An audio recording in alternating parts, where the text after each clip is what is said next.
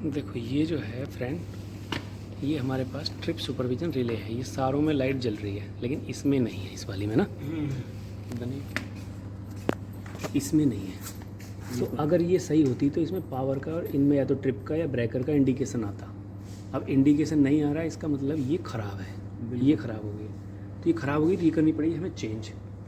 ये हमारे पास है नई, कवर इसका खोल दिया है क्योंकि ये सेट करनी पड़ेगी। तो इसको लगाने के लिए हमें ये कनेक्शन भी बहुत सारे करने पड़ेंगे।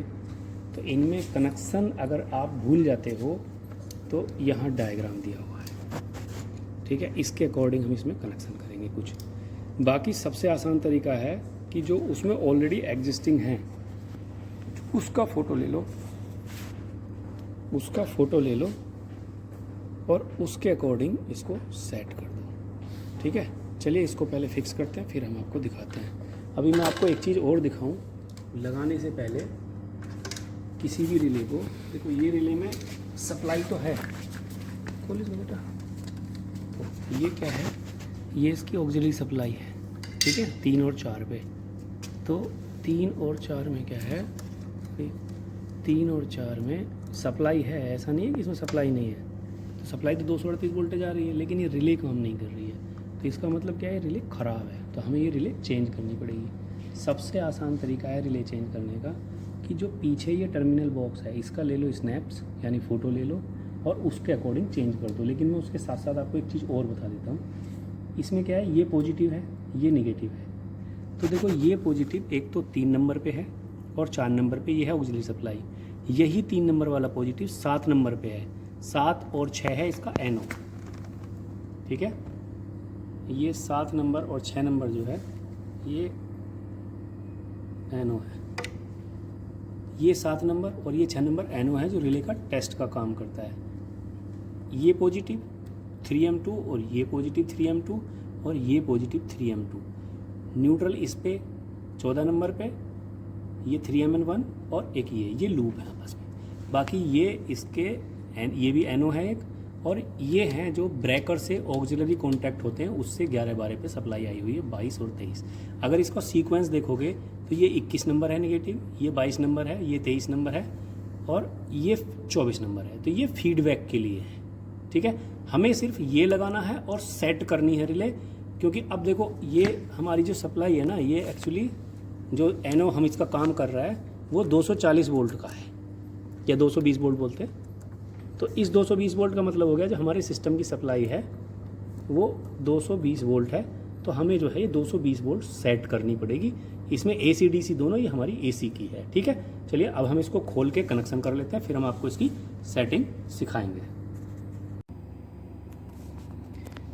तो ये हो गए हैं कनेक्शन, ये होगी रिले चेंज, और अब हम इसकी करेंगे सेटिंग। सेटिंग में हमें एक चीज़ ध्यान रखनी होती है कि इसमें ना ये है DC 24 वोल्ट, फिर है DC 48 वोल्ट और फिर है DC 110 volt, DC 220 volt, AC 110 volt, AC 240 volt. तो हमें जो है ये AC 240 वोल्ट पे सेलेक्ट करना पड़ेगा, क्योंकि हमारा जो सिस्टम है वो 240 वोल्ट AC यानी 220 वोल्ट से चल रहा है सिंगल फेज से।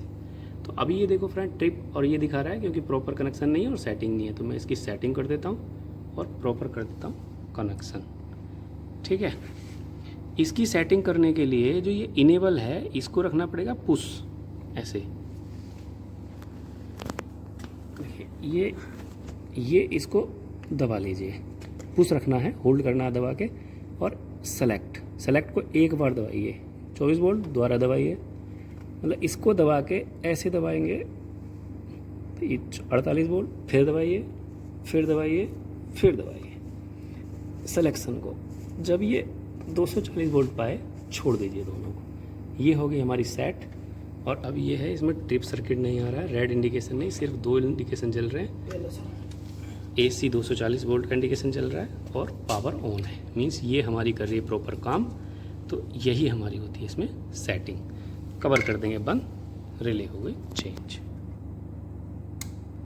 फ्रेंड देखो ये अभी है ब्रेकर ऑफ। यदि ये ब्रेकर ऑफ होगा तो इसमें ब्रेकर ऑफ का इंडिकेशन आता रहेगा, ये रेड वाला जो इंडिकेशन आ रहा है इसका मतलब ब्रेकर ऑफ है। जब ब्रेकर ऑन की कंडीशन में होगा तो ये नहीं आएगा। मैं दिखाता हूँ, देखिए इसका AC भी ऑन है,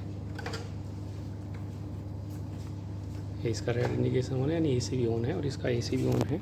तो इसकी जो सुपरविज़न है, इसकी सुपरविज़न में आप देख रहे होगे रेड इंडिकेशन नहीं आ रहा है। इसमें सिर्फ 240 वोल्ट और पावर ऑन का इंडिकेशन। ठीक है।